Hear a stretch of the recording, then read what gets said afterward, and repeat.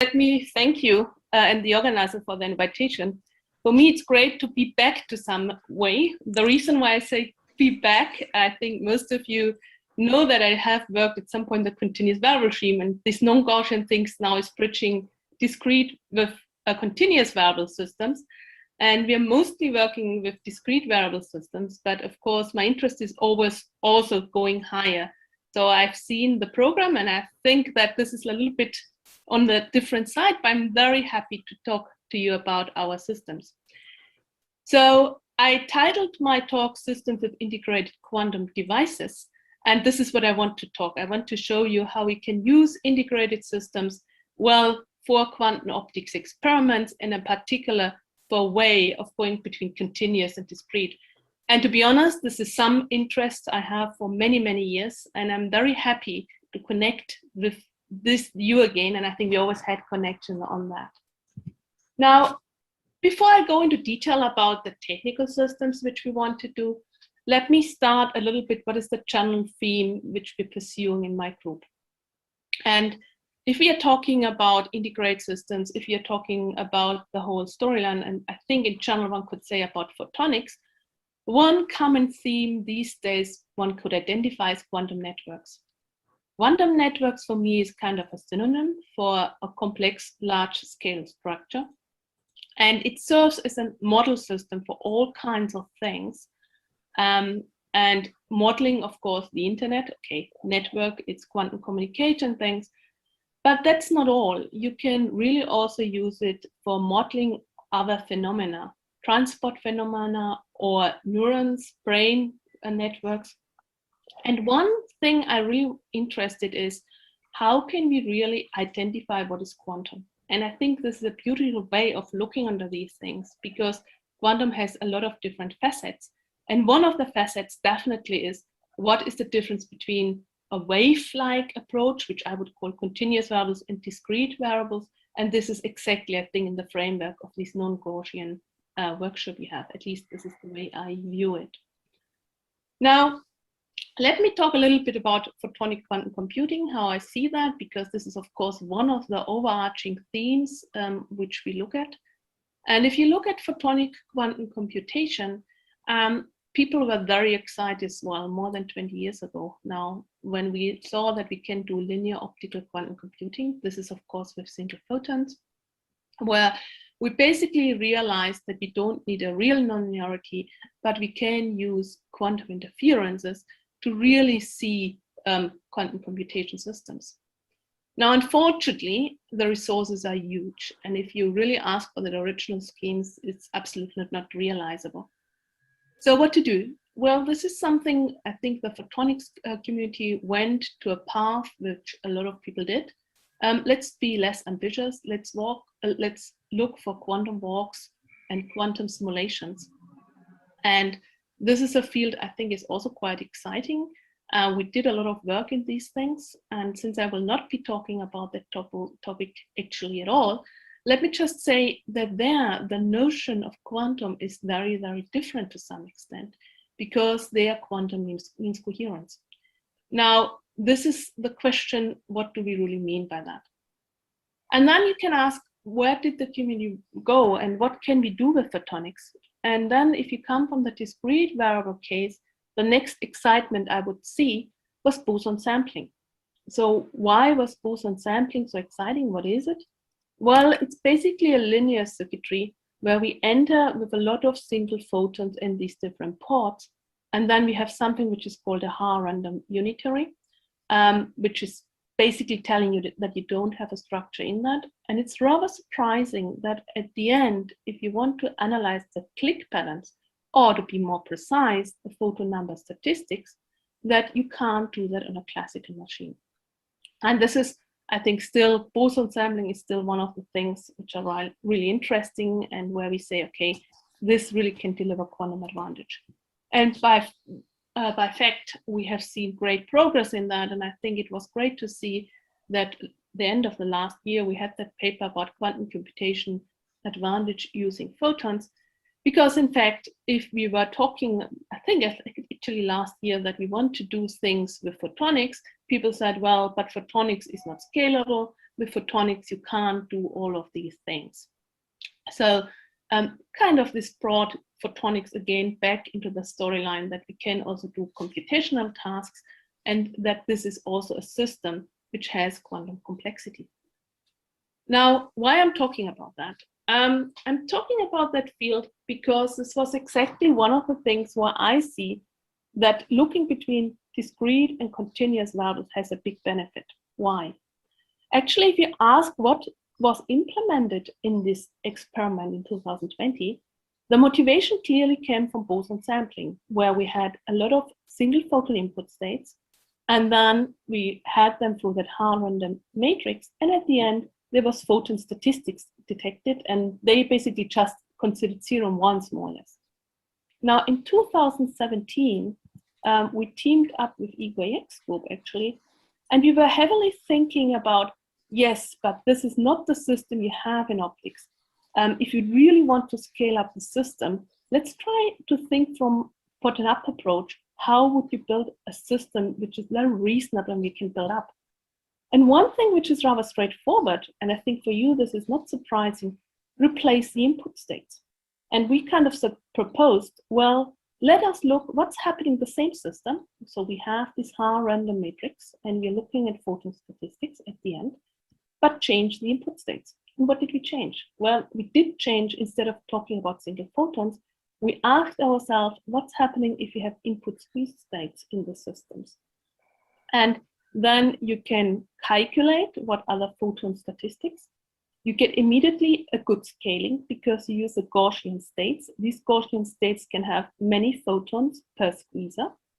And moreover, they can be deterministically prepared, so you have a good scaling.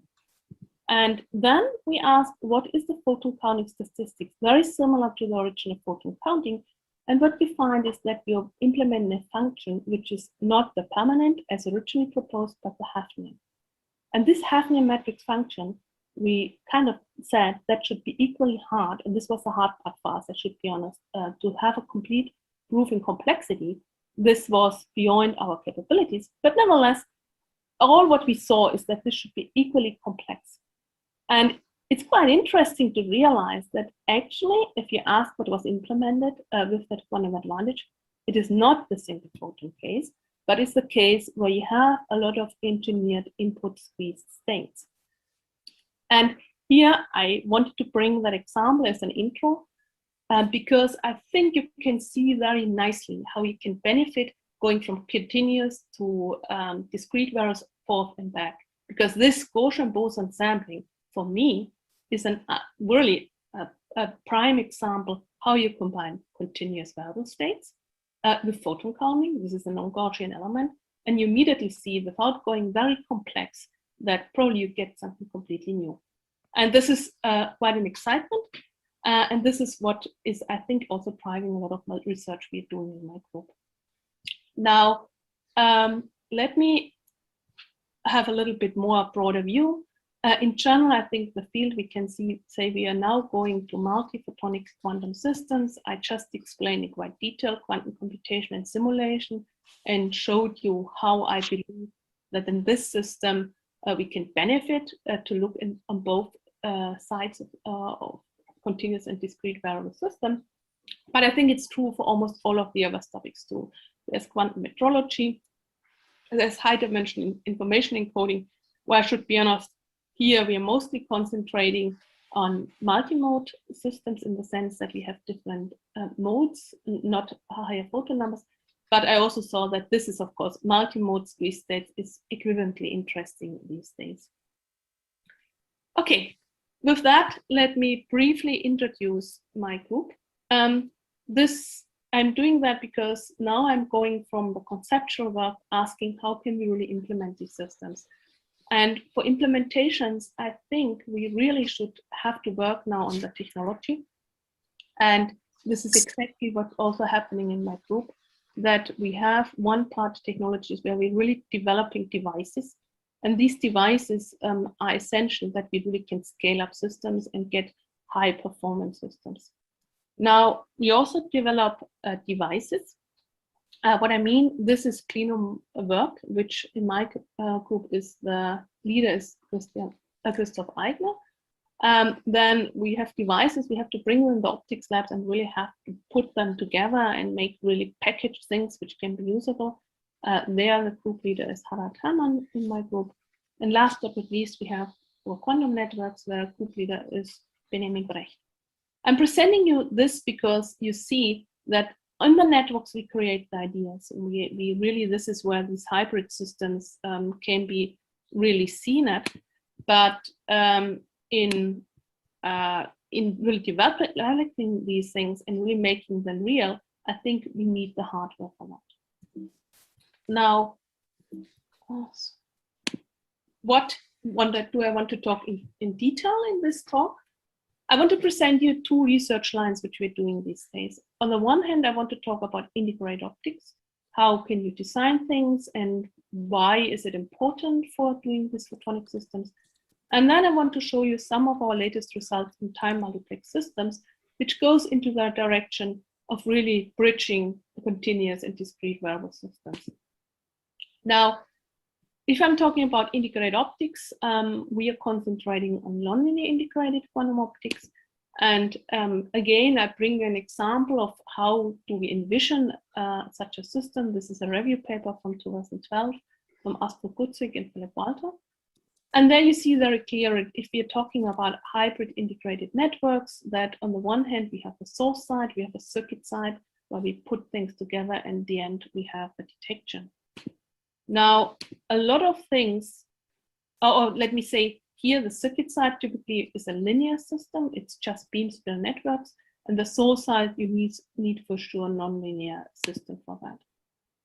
The advantage of these integrated systems, which you typically here, is that you can really combine a lot of spatial modes. The system is controllable.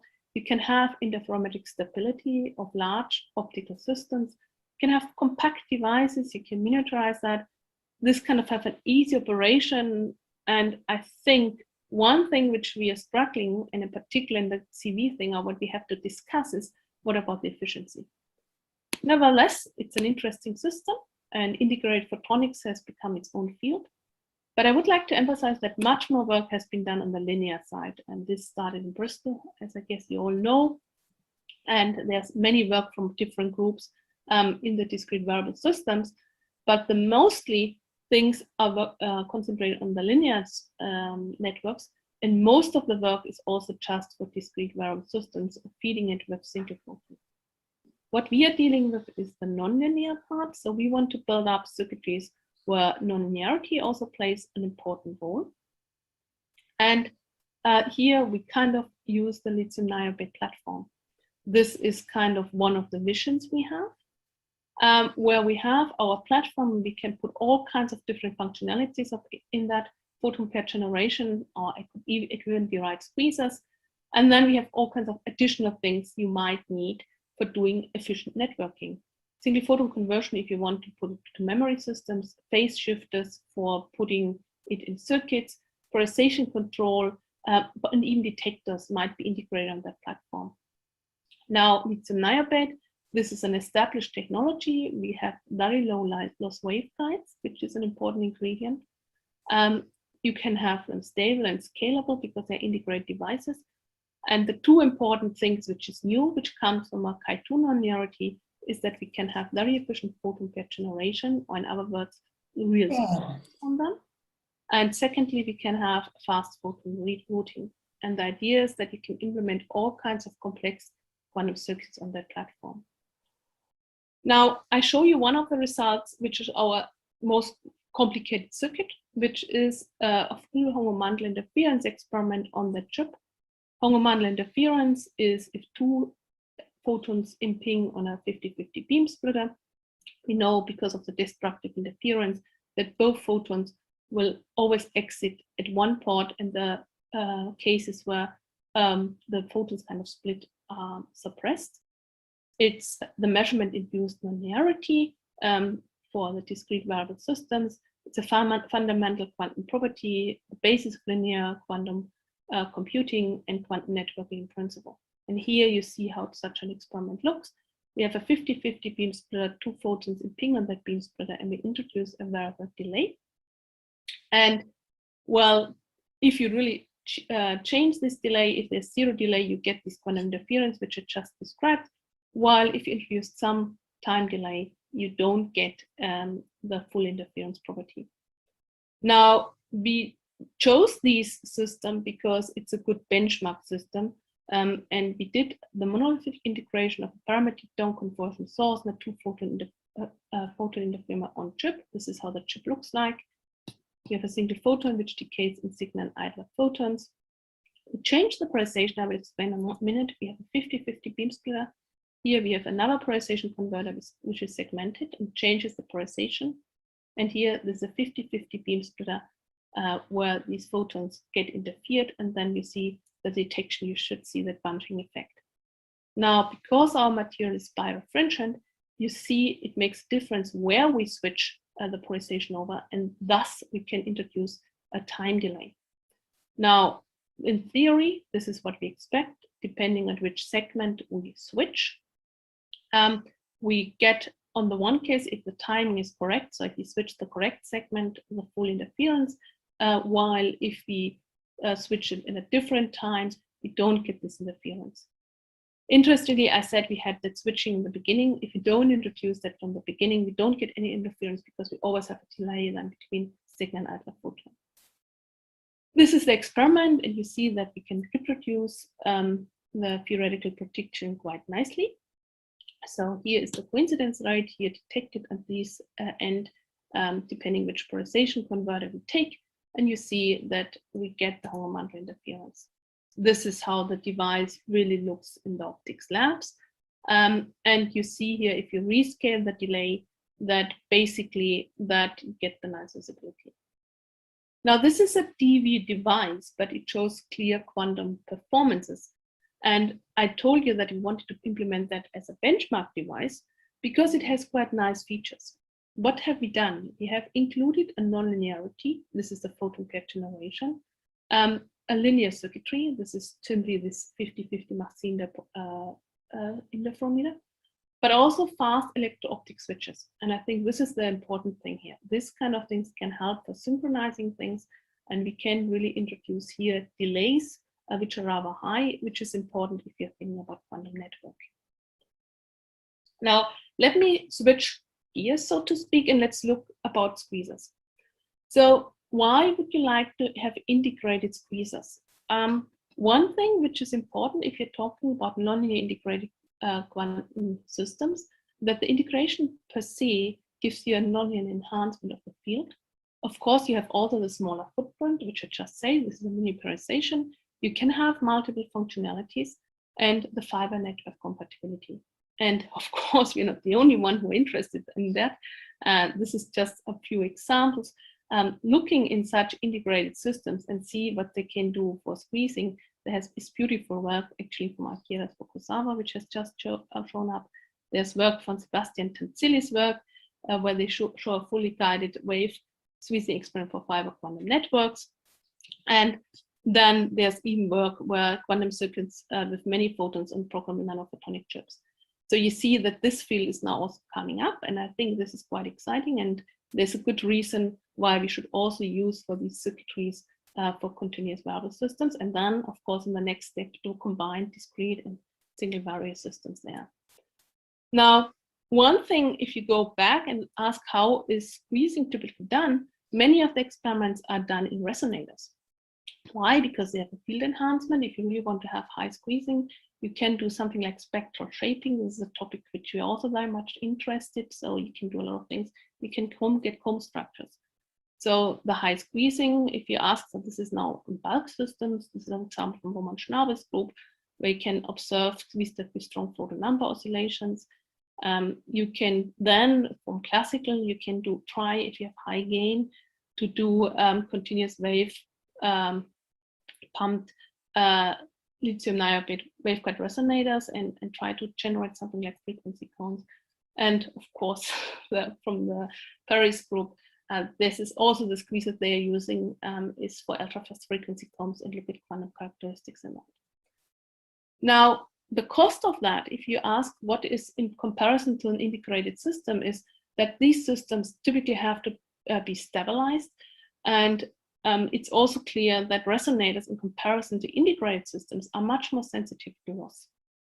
Now, what about resonant integrated squeezers? What you want is low loss. You want the second order nonlinearity ideally. The electro-optic effect would be nice to have also switchable things, fiber compatibility. Both polarizations could be also beneficial, and low photorefraction. This is kind of a specific, that is an effect which limits the amount of power you can use these systems with. We are looking into these systems on our titanium indifused lithium niobate platform. And I should say it's quite nice because this is a very established technology and loss can be very, very low. This is the reason why you can build up resonators. These other effects are also given. Photorefraction is kind of the drawback, and we always have to see how much power can we really put into the system. Now, this is our work towards the direction to really also see how can we get reasonable squeezing out of our waveguides. And it's a waveguide resonator on that squeezer. Here you see a little bit of our fabrications, how we do that. We produce waveguides with titanium indiffusion, and here I show you on the one hand the values of that chip which we just used. There we had 0.1 dB per centimeter. It was not the best value because we can also optimize that, but we started with that sample. The best values you can go is as low as 0.03 dB per centimeter. Then in the next step we do the periodic polling in order to get high efficiencies of the nonlinearities. Here you see the efficiency of the second harmonic generation. Best values we observed there are around 40%. We observed in this sample 25% per watt per square centimeter squared.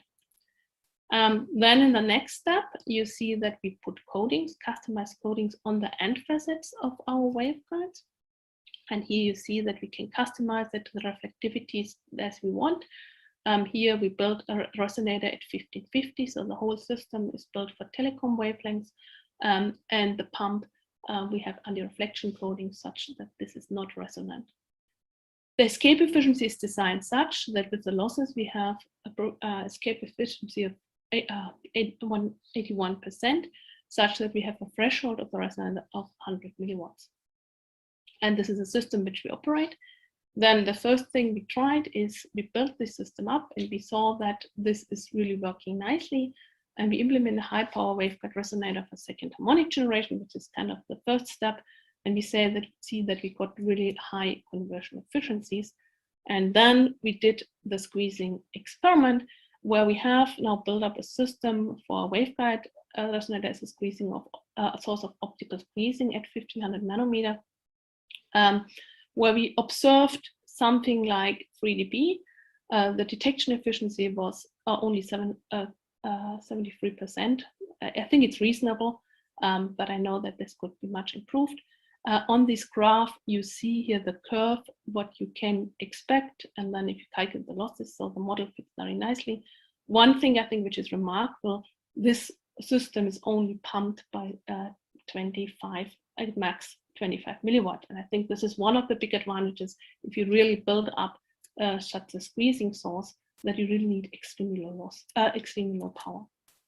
Now, what are we aiming for in this research direction? This system I showed you was still stabilized externally with frequencies, but what would be nice, of course, is to combine electro-optics so exploit these electro-optics to really also achieve a stabilization. This is what we are working at the moment. And here you see the electro-optic stabilization for the second harmonic generation. Basically, you get a monolithic device where you then just control it with electro-optics that the cavity is stable. This is kind of the size of this design. And this is at the moment, the locking of the cavity works for more than 500 seconds, but I should say that at the moment we have not done the squeezing experiments yet. This will be the next step. With that, I showed you our work in integrated optics, and I promised you 2 topics I want to be talking about. And now I want to switch gears. Now, what I showed you up to now was really what is technologically available, which are the technological steps. And now I want to talk about the time multiplex systems which we work on. And this is now more on the conceptual side. Time multiplexing, you can do a lot of different work. The work I want to show you here is how can we efficiently generate Fock states? And the Fock state generation I want to show you is, I would call, climbing the Fock ladder, where actually I want to show you that generating these Fock states, which is definitely one of the building blocks, in particular if you're looking in between continuous and discrete variables, how can we do that and how can we really achieve that efficiently? So what are these Fock states? Why do we want to do that? Well, this is kind of trivial. The Fock state is just a system which exhibits exactly n-photons. This should be really one A-digger, so it has to be single mode. I'm not talking in detail about that, but just a little bit of a warning.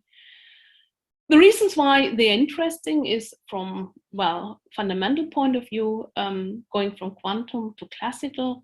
There's metrology applications on that, a generation of optical Schrödinger cat states from photon number set, and again, of course, also looking in advanced systems for doing quantum metrology on higher photon number states. How is it typically done?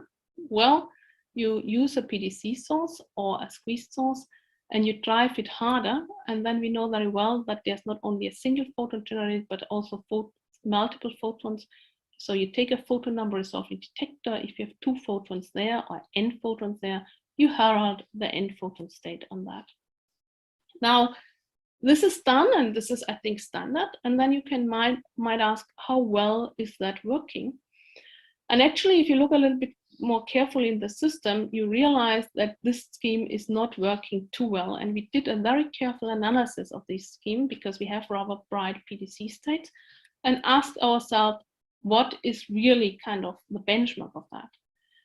There, on the one hand, you have the optical power, optical gain, which is nothing else but it also provides here squeezing, the increasing pump power. And then you can ask for the first thing, how well does that heralding work? So how frequently do we get a result? If you say n photons, what is the probability of heralding? Now, what you see in this curve, we plotted different photon numbers, and you see immediately that this heralding efficiency is limited. So for 1 photon Fock state, it's limited to 25%, and the higher you get there, the less probability, this is a fundamental limit, you can get that this photon number state is really created. Moreover, well, depending, you say how much optical gain you can have, if you then ask experimentally, how well can we generate these higher photon Fock states, you soon will find that the experimental accessible things just in the generation is rather limited too. So this system at the end will not scale very well, even if you assume that you have perfect detection. So how can you overcome this limitation? Here again, this is a PDC state, I told you already. So this is 0, 0, the 1, 1. And then you can creating other photons. The way we are looking into the system is that we say we want to use a stimulation process. The stimulation is something like that. We have one PDC source which generates as 1 photon pair. One of the photons can be detected and the other one we send in another PDC state. Now you get from the 1 photon which is there a stimulation. So we have another click and you see that here you get with higher probability these 2 photons and so on. And this is why I say climbing the ladder, because we're always sending more and more photons into our PDC state such that we are successively building up our photon number states, and we kind of climb in that way the Fock state ladder. So the successive application of first order terms of PDC generates higher order Fock states with increasing probability. And the question is, how can you build these things now efficiently up? Because you don't want to put a lot of PDC states against it all. And this is where the idea of time multiplexing comes in. So we produce in our system a photon pair, then we split the pump from that, we split one of the photons because they have different polarizations, and then we bring the other back and we have kind of a feedback mechanism where the cycling photon basically is building up the Fock states. So here you cycle it, the next pump comes, and we generate a 2 photon Fock state, and so on. This is what I told you, the successive buildup of the n-photon Fock state. Now, the pump laser creates a photon pairs. Photons are separated one by one, and they are fed back. The next pump pulse has to overlap with the photon, which generates the next photon pairs. And the photon pairs are separated here that we can detect them one by one. We detect with a click detector in principle how many photons are there, and we know that the equal number of photons are cycling in our loop. What do you get from that? Is that really better? And the answer is yes, it is. So this is kind of the direct comparison. Here we see on the one hand, we have on the axis the fidelity of the photon pair generation. And then this is the probability that we can really generate these things. And note that the increasing pump power here goes now from the right to the left.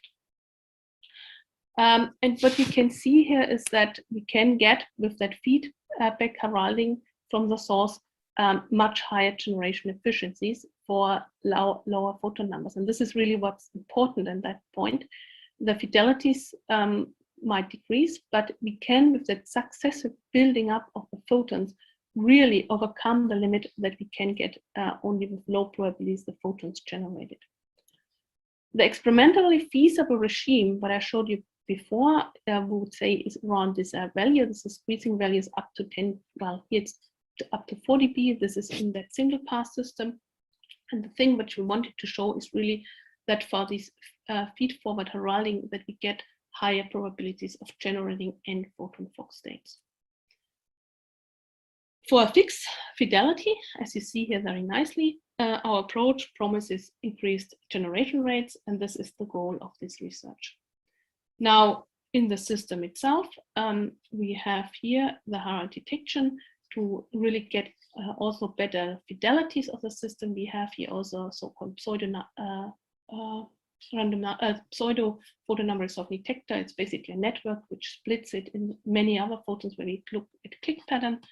Here we have an EOM and a PBS because this cycling pulse which we have in also has to be switched out. So here we have the herald detection. Once we know we have enough photons built up, we switch them out, we change the polarization, and then we have here our Fock state out, bring that out of the loop. Now, one topic I will just mention and show you very briefly for the experts in slides what it is.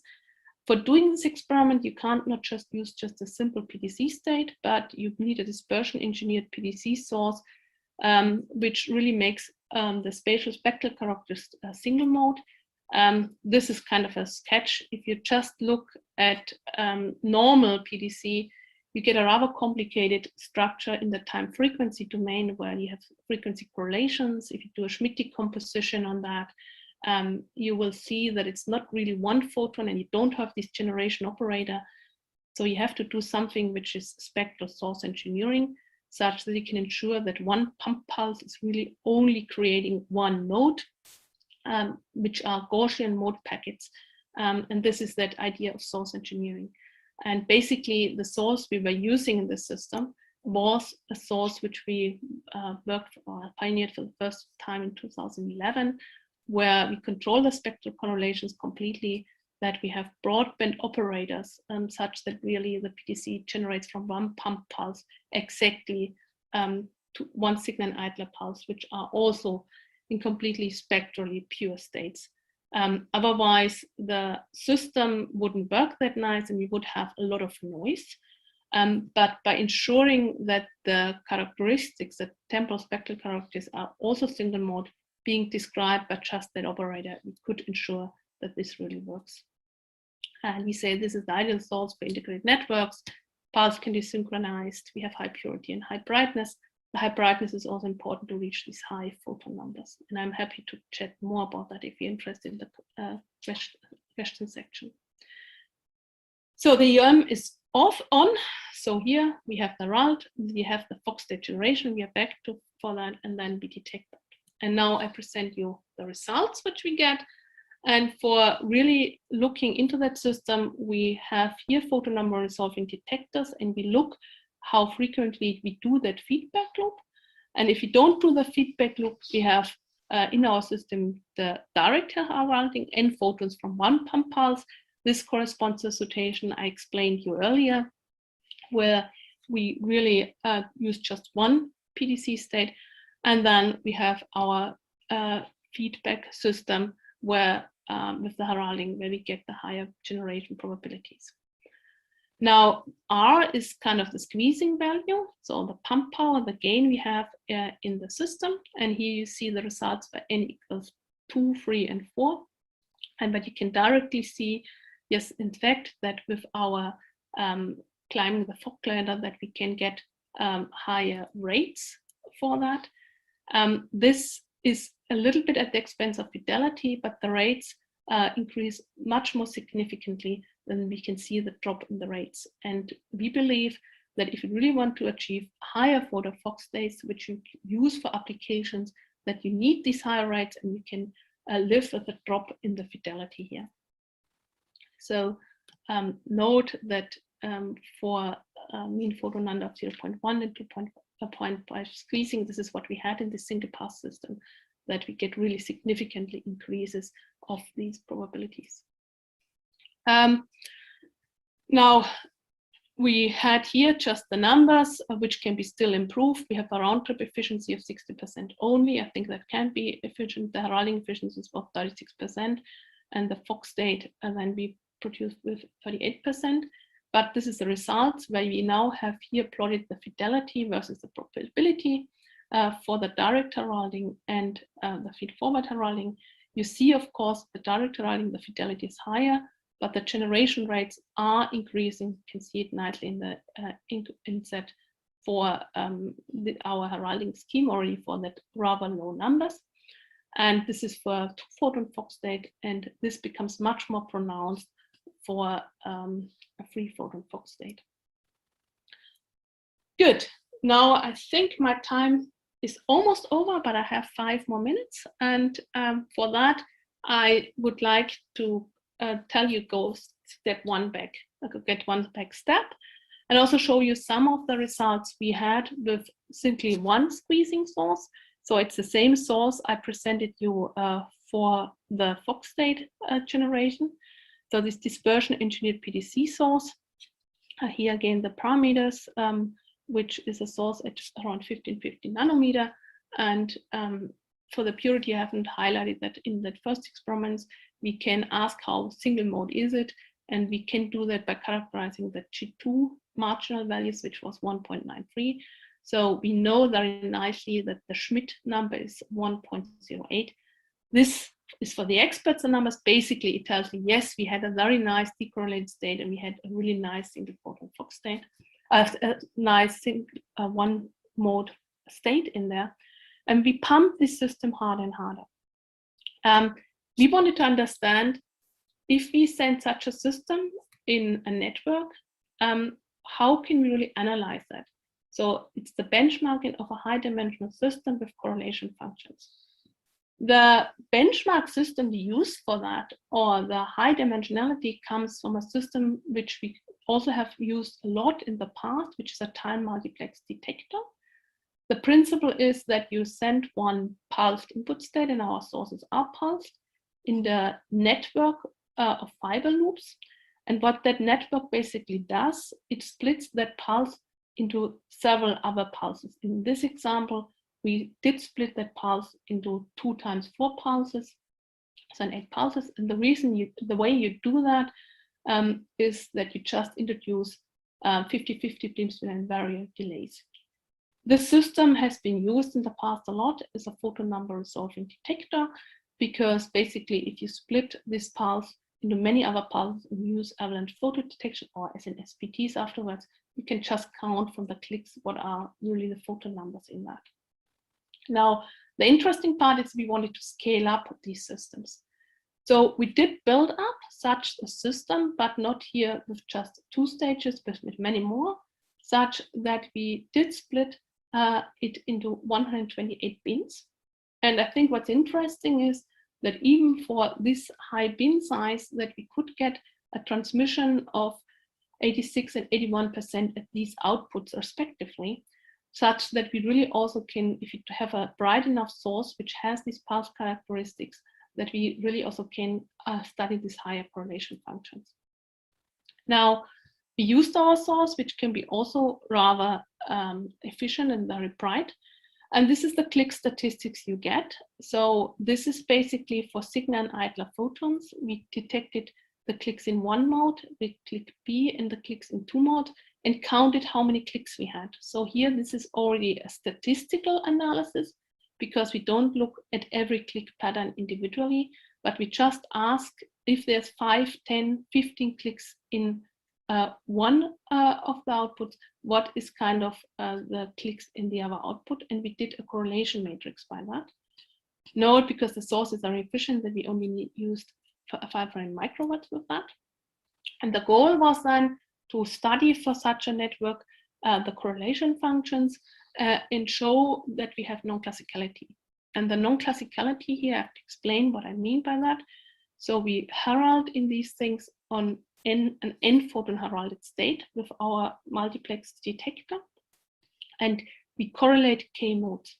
And here you can see that we could nicely correlate up to 46 different modes, and we looked for heralding patterns up to 10. This is important because we believe that benchmarking the system with higher photon numbers is one of the things we have to learn. And this now comes back to the starting point I had, where I said we looked at the boson sampling. Analyzing the systems, we need efficient tools, and this is also where we developed that, where we basically want to understand how can we really study such non-classicalities for higher photon Fock states. With that, I think I have quite precisely talked for 40 minutes. In this talk, I showed you two different directions which we are pursuing in my group. The one is technological, and look what we can do with integrated optics for discrete and continuous variable systems. And the second one, I showed you what you can do with time multiplexing. In this talk, I didn't talk about quantum walks, but I showed you how we can build up Fock states by combining nonlinear element, the PDC, inside a loop, because that's what it is, and seeing how we can create these Fock states. And I also briefly sketched what we do towards higher dimensional systems. With that, I'm at the end, and I would like to thank you for your attention, but I also would like to emphasize that this is not my work, but it's actually the work of the whole group. I'm proud that all these people are contributing to that. And of course, I also want to acknowledge our funding agencies. Thank you very much for your attention.